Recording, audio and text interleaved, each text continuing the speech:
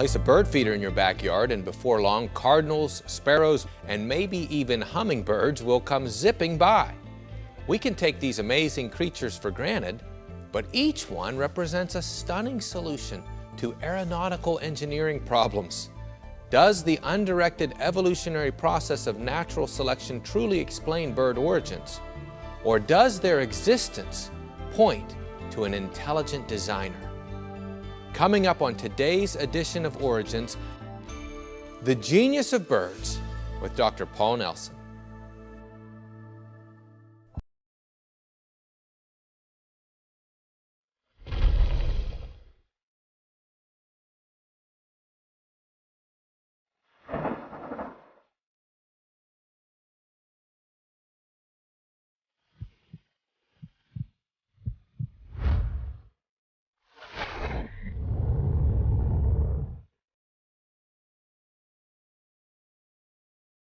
Hello and welcome to Origins. I'm Ray Heipel. It's an honor to be your host today. During this program, we showcase interesting guests who present evidence from science along with other important facts, validating the truth of creation and the accuracy of the Bible. Our guest today, Dr. Paul Nelson, studied evolutionary theory and the philosophy of science at the University of Chicago. He's currently a senior fellow of the Discovery Institute and adjunct professor in science and religion at Biola University. Paul's been involved in the intelligent design debate internationally for more than 2 decades. Paul, welcome to the program. Hey, it's great to be here. So we're looking at the genius of birds. Are birds the smartest of the creatures? They are actually remarkably intelligent. In fact, crows have been observed carrying nuts out into the crosswalk of busy streets. They drop the nut, run back to the curb, the traffic passes over the nut, breaks it, they come back out, have themselves a meal. That is intelligent. Yeah. No, the genius that we're going to talk about with respect to birds is the genius of their design. And I want to sketch out a debate that I often find myself in between people like me who endorse intelligent design and I guess you could say the mainstream of evolutionary biology that says, look, it's just not rational to doubt the neo-Darwinian story. I'm going to challenge that. I'll say, no, it is rational to doubt it, and here's why. And my main clue or sort of line of argument will be follow the evidence. So let me give you or describe a response that I often get at professional meetings. I'll be interacting with an evolutionary biologist, and he or she will say, how can you doubt the scholarly consensus that birds evolved from theropod dinosaurs, which is the standard theory right now?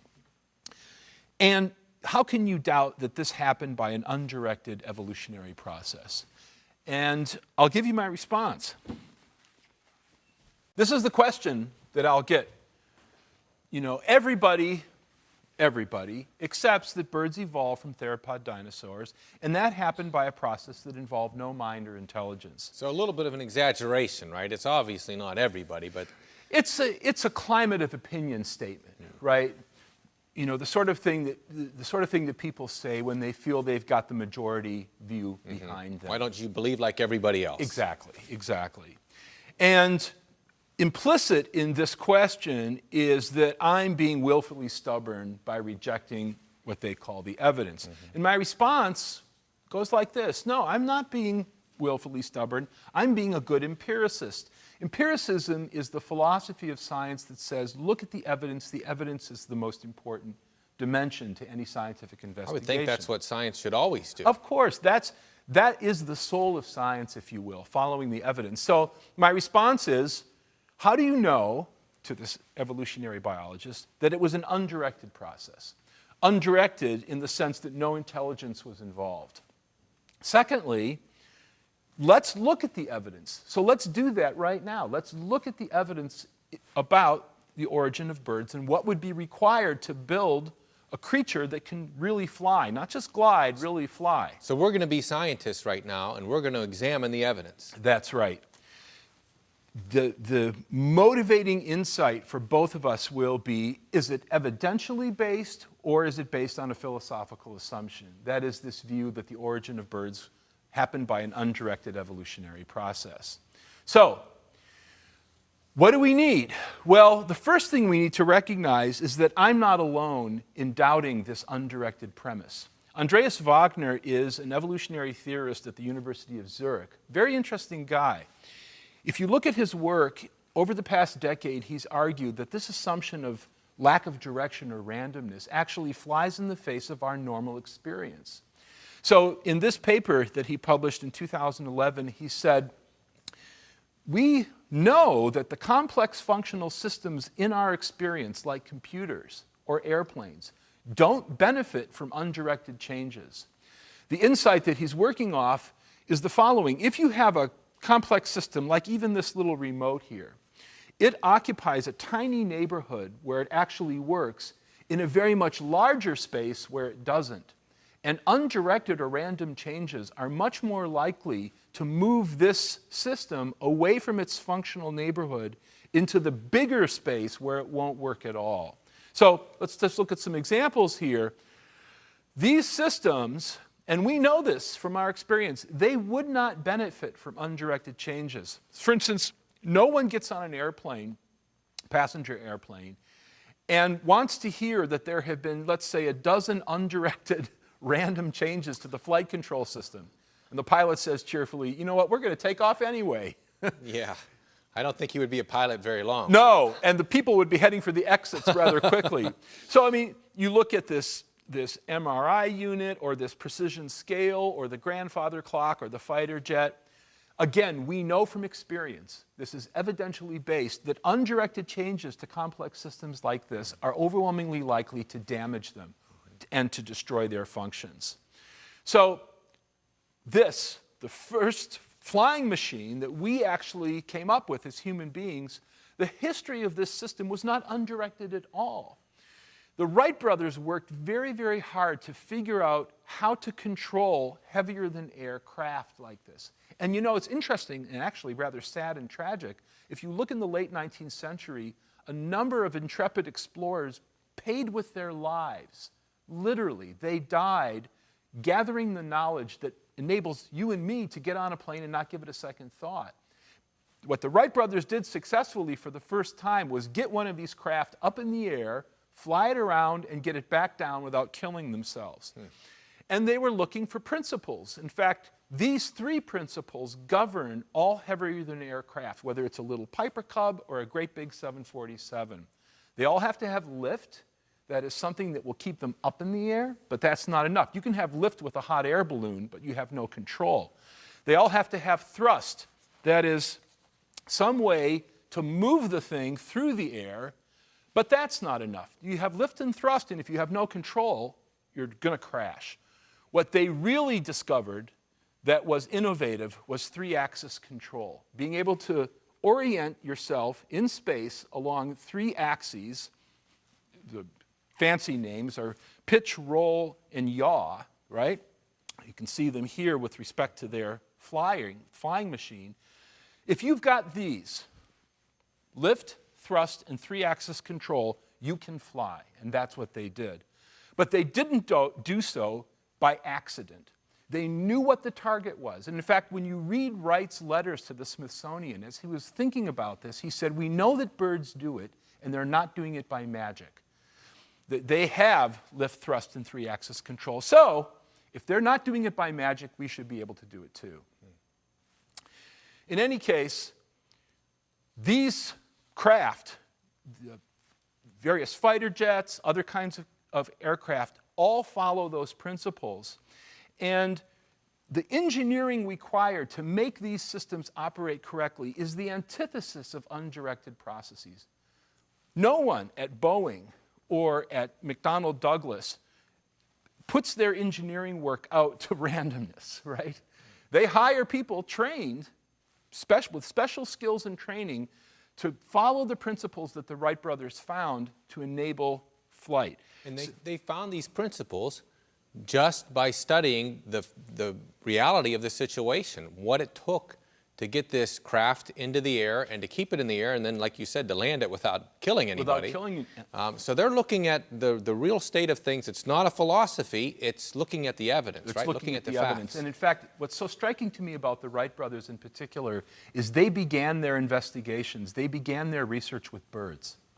They began by, in a sense, reverse engineering living things and saying, well, if they can do it, and they're not doing it by magic, we should be able to do it too. It reminds me of that quote from Isaac Newton, I'm just thinking God's thoughts after him. Didn't he say that about his science? All of his work, I'm just trying to think God's thoughts after him. Exactly. And to look at a bird to see how God has made a creature fly successfully seems to me to be a pretty good way to go. That's right. So if we take our knowledge and our experience of our controlled flight, why should the principle be any different here?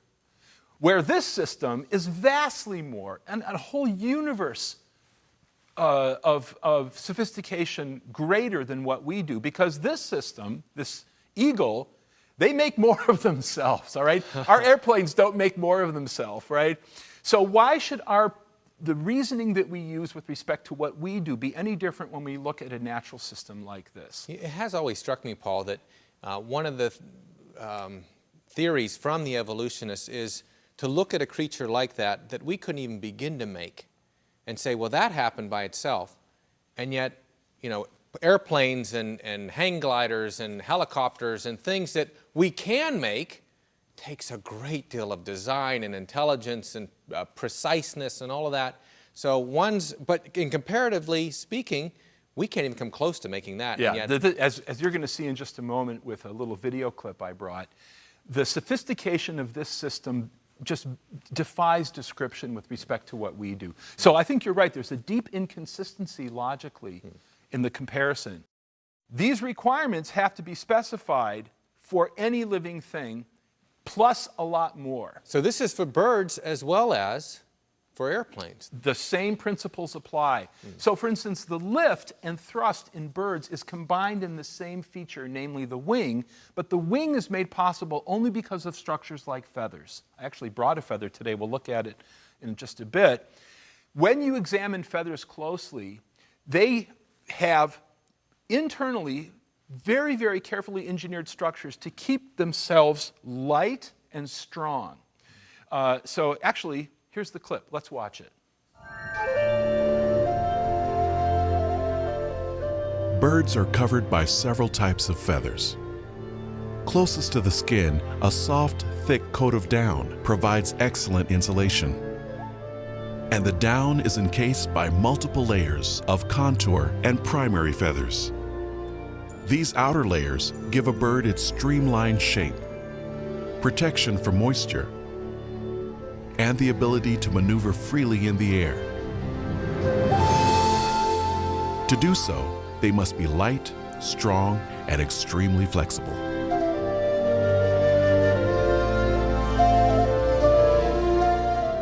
When a Canadian goose approaches a pond, the long primary feathers on its wingtips bend and twist open like a Venetian blind.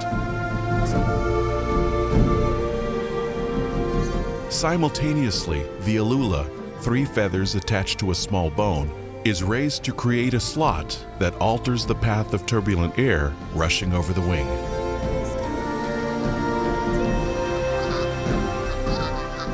The precise actions of these mechanisms prevent stalling while slowing the bird's descent for a controlled, soft landing. Now, when I see something like that, I say that's design. But let's go back to my conversation with an evolutionary biologist. He has a rejoinder. He's got to come back to that. He'll say, look, natural selection accounts for the design that we see. He'll acknowledge that there's some form of engineering there, otherwise the bird wouldn't be flying. But he says you can't refer that or explain that by an intelligent cause because we know natural selection does it. I've got a response to him. So I've got an answer to this rejoinder. Well, let's hold that right there. When we come back, Paul's answer, intelligent design's answer to the evolutionist challenge. Stay with us.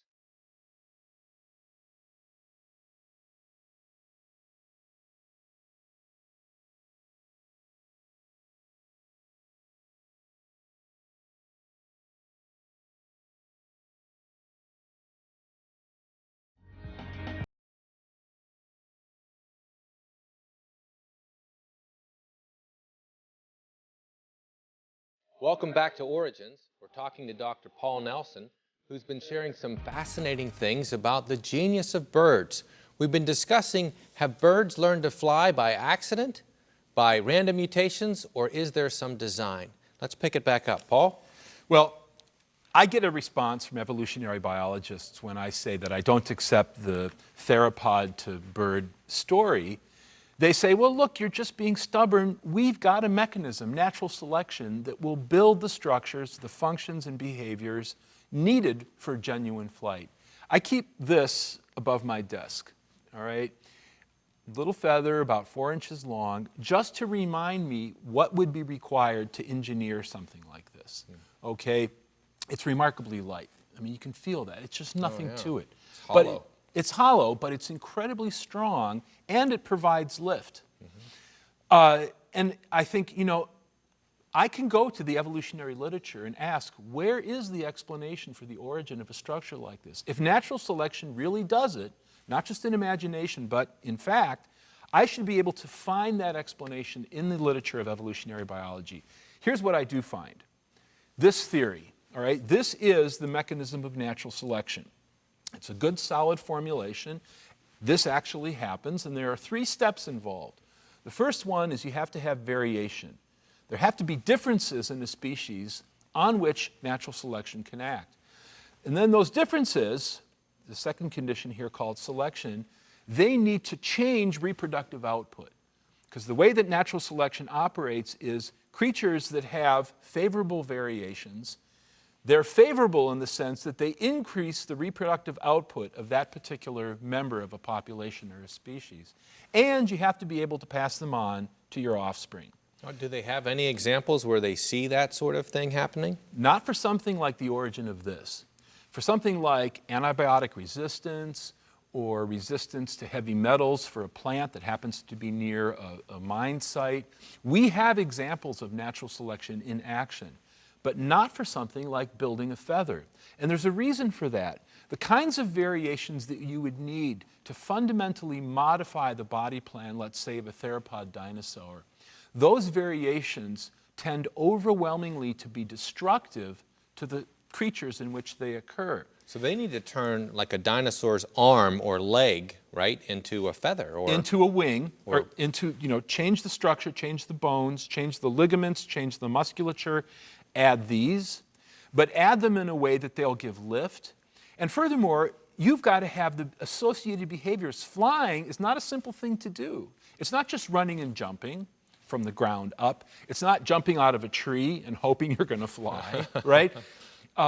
There is a whole associated set of complex behaviors to use your wings in a way that's controlled. So not just the physical changes in the bird, but there has to be sort of mental changes, right? Instinctual changes. Instinctual changes, behavioral changes.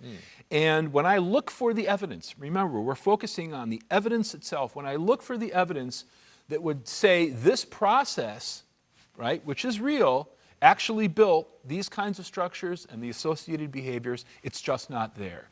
So I asked... Do they have anything in the fossil record that they point to? Well, there are interesting dinosaurs that are extinct now that appear to have something like a feather, but it wasn't a true flight feather. It was probably for insulation. Who knows what it was for? But what's really more important than the fossil record is actual experimental evidence or observational evidence that these kinds of mutations can occur, can change reproductive output, and can be passed on. That's actually what natural selection itself requires evidentially. So in being a skeptic of the dino to bird theory, I'm being a good evolutionary biologist. I'm saying, look, show me the data. Show me the evidence. I'm not going to accept it just because you say so. The reality of the situation is that all science rests on a philosophical foundation. And it turns out that that foundation is very, very important to the kind of science that you do. So if an evolutionary biologist tells me everybody accepts natural selection, my question to him is why? Is it because of the evidence, or is it because of an underlying philosophical assumption that you've made? So let's step back a little bit and say, you know, where is this evidence that the process by which birds came to be was an undirected evolutionary scenario. And that's natural selection, right? Undirected. There's It's no undirected. mind involved. Darwin insisted on that. In his correspondence with people like the Harvard botanist Asa Gray, who was a Christian, Asa Gray pressed him on this point. He wanted Darwin to acknowledge that maybe mutations, they didn't have that word, but variations were not undirected, not random, but guided by God. Darwin resisted that. And it's clear from history that Darwin was concerned not just to give us a theory about the origin of species, but actually to change the way that science itself was done.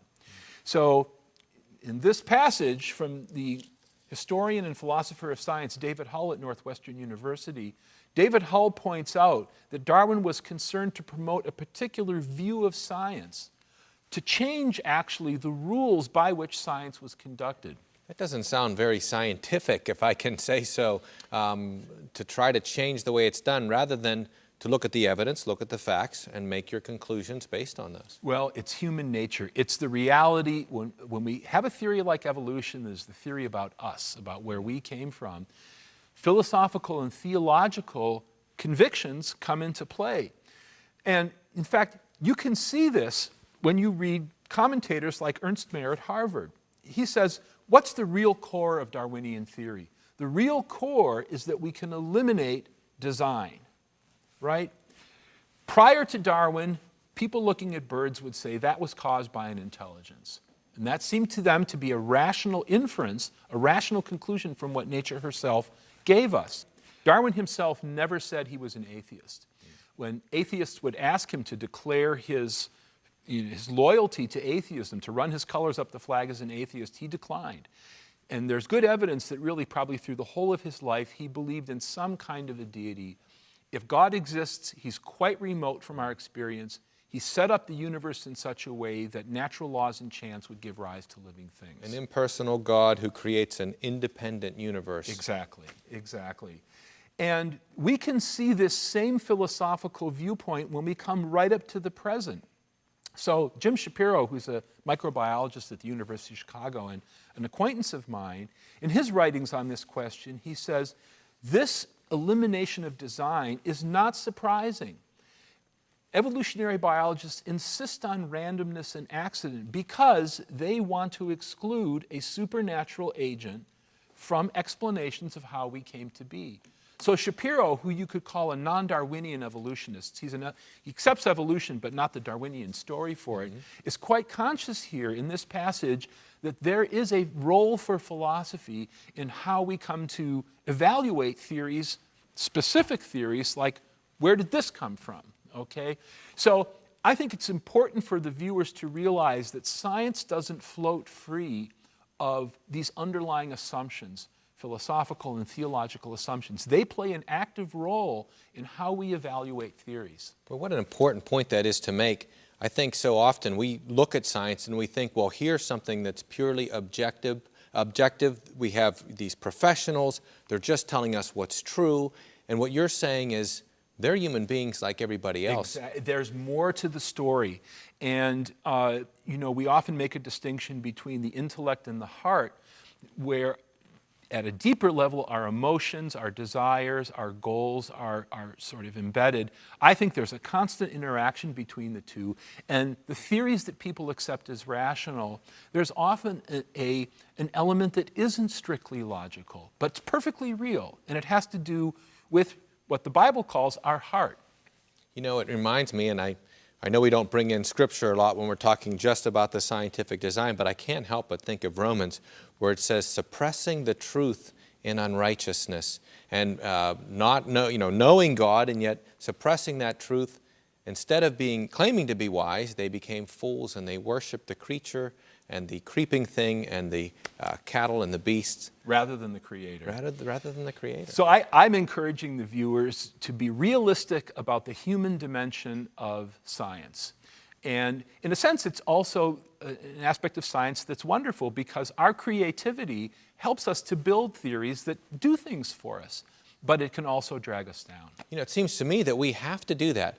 Our hopes, our dreams, our desires, our beliefs, and things that we don't want to acknowledge. That's right. Are also there. And if we believe what Scripture says about the heart of man, that he The unconverted man doesn't want to acknowledge his Creator. He doesn't want to do that because he has a vested interest. He knows he's guilty. That's right. We bring all of this to everything in our daily lives, including science. So you can't really separate religion from science in the sense that everybody who's doing science is a human being, and by definition, he's got some view of religion as well. He's got a worldview that he's bringing to the question.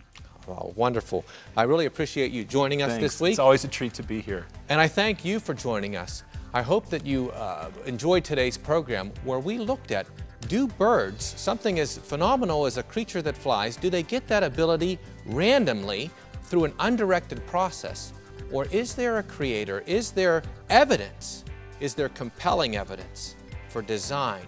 And design means a designer, which is just what we find in Scripture, who we know ultimately is God. You know, it just goes to show you that we know what the Bible says is true, and the proof is all around you. Join us next time for Origins.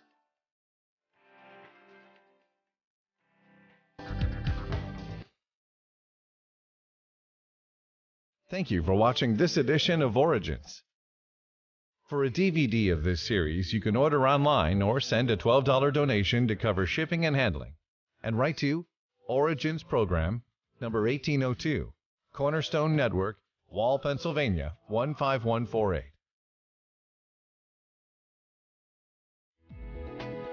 This presentation was made possible by the faithful prayers and financial support of you, our Cornerstone family.